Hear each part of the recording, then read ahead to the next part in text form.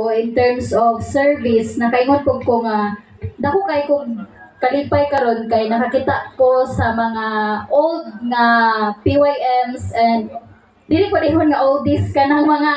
nilahutay gyud, nilahutay nga mga youth, and especially sa karon nga most of you are new faces and you should be proud of yourself sa inyong pagserbisyo. Nakita gyud nako nga nindot gyud magbalik-balik og service sa youth kay kami dire, especially sa mga nang-graduate na, sa mga natrabaho na like Kuya Darwin, Ate March,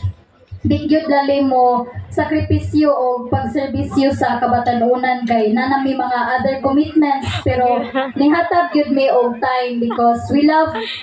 serving the youth, we love serving our God, and mo na nga atog yung timan-an nga